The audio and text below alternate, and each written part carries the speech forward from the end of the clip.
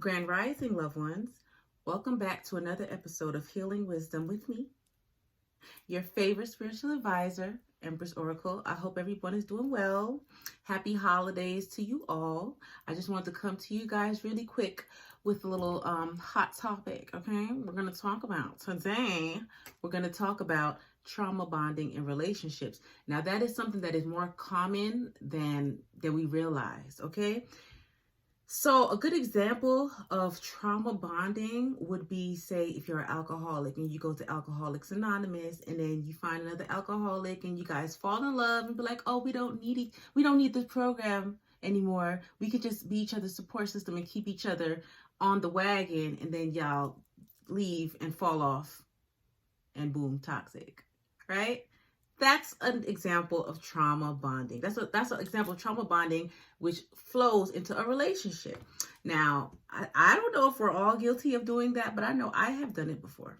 Okay, I have. And I'm going to tell you right now that is one of the worst things to do, is to get into a relationship that is built off of trauma bonding.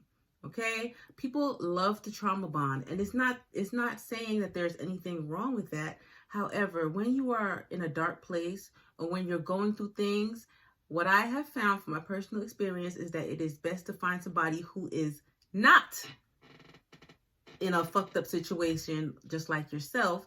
Find somebody who's doing better, who can elevate you, who can, speak positive things into you. Somebody who wants to see you do better, somebody who's doing better to motivate you. It's better to do that. Don't get with somebody that's in a fucked up situation as well, because you know that saying, misery loves company. And let me tell you something, it is very true. Very real and very true. And another thing that I have found from my experience of getting in a relationship through trauma bonding is that, for example, best way I could put it is, I remember growing up in church, there was this song called Trouble Don't Last Always.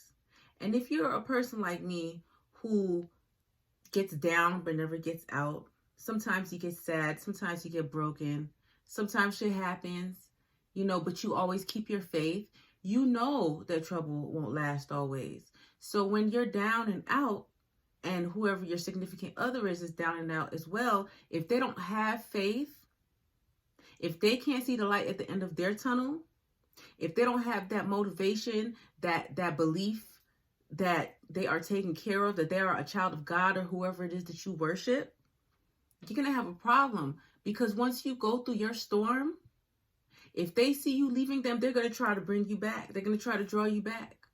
Okay? Faith without works is definitely dead, but a lot of people like to use their situations, their ailments, the boulders that life has thrown at them.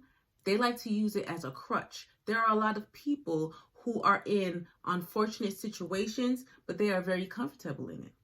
And if you're a person like myself who is not comfortable at rock bottom, being broken, all right? If you're like myself and you don't want to be labeled a victim, and you have faith because you know that your God is good all the time, and you know that your angels are always with you, and you get about your situation, then it's going to become a conflict of interest, because as I said, misery loves company. All right? And not everybody wants to see you do better. Some people like, being labeled certain ways. They do, because they get sympathy. They feel like they get more attention that way. And if you're not that kind of person, it's not going to work for you. And a lot of times, once we go through our storms, because life is like a roller coaster. Life is like a roller coaster. Okay? You're going to always have your ups and downs. So once you hit your plateau and then you go back up, that person is going to try to bring you back down. They're going to say, how dare you heal without me? How dare you do better without me? If they're not trying to get out of that situation, it's going to be a problem. There will be a conflict of interest, and they may try to sabotage you.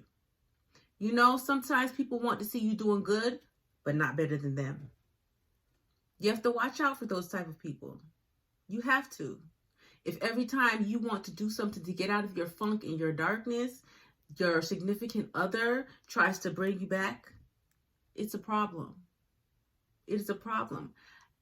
From my perspective and from what I have seen, because I am not the only person that I know that has gotten into a relationship built off of trauma bonding. I've seen it all the time. I've seen it in the military. I saw it before the military. I've seen it after the military. And let me tell you something, none of those relationships last.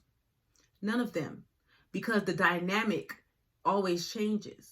Because as I said, trouble don't last always. And then you have the people who, once they get out of one bad situation and then they realize, okay, I'm not a sob story anymore. I don't have my crutch. They'll go and put themselves back into another situation like that.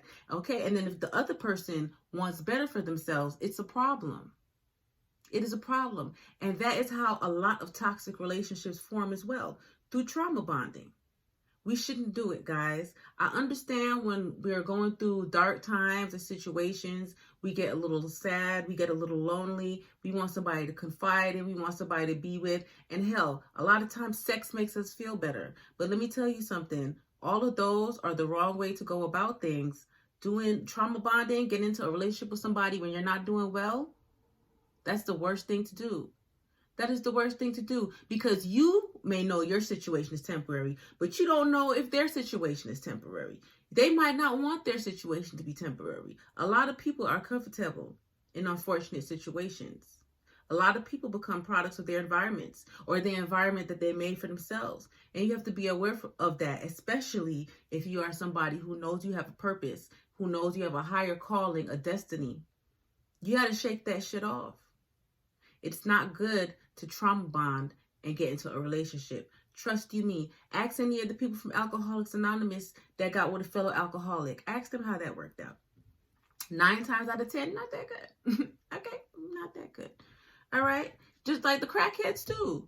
I mean, not just crack, because there's other drugs, but us African American, we're more familiar with the crackheads. So we're gonna say just like the crackheads, right?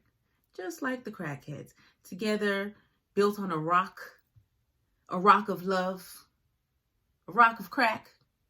It's not going to work out. When you are down, when you're going through stuff, when you're at your lowest, it's for a reason. It's because there's a lesson that you need to learn, something that is supposed to build you up and make you stronger. Do not ignore the lesson, because at the end of the lesson, you will receive a blessing. But if you ignore it and you decide to go and trauma bond and be with somebody else, you will never learn that lesson, and you will continue going through a cycle of toxic ass relationships. And ain't nobody got time for that. All right? Trauma bonding in relationships is not healthy. Regardless of what you may think, yes, it may give you temporary comfort, but that never lasts. Anybody who has ever trauma bonded in a relationship, whether it was a friendship, a marriage, what the fuck ever. How did that work out for you? I'm not saying everybody's own is going to be a failure, but it's not worth it and it's not healthy, because once you are over that trauma, then what do you guys have to go off of? What do you have to bond with? Think about that. Relationships need to be built out of good things. Relationships need to be built out of substance, not trauma. We have to learn how to heal from our traumas instead of trying to find other people who can relate to our trauma to, make a village of traumaful people. We have to learn how to heal from that. That's why I'm trying to help you guys. Stop trauma bonding and building unhealthy relationships and making unhealthy cycles and patterns, all right? And making these generational curses and having your children see you in these toxic relationships built and made off of trauma. Stop trauma bonding in relationships. Take time to yourself. Take time to heal yourself before you try to go and heal someone else, okay? Don't forget, check out my website, www.empressoracle333.com, for all of your spiritual, aesthetic, beautification needs, all right? Don't forget also to follow and subscribe to my channel on YouTube, which is Empress Oracle 333 as well. All of my videos will be there. If you're going through anything, you need any healing wisdom, I'm here for you guys. With that being said, enjoy your holidays. I love you all, okay? Be safe.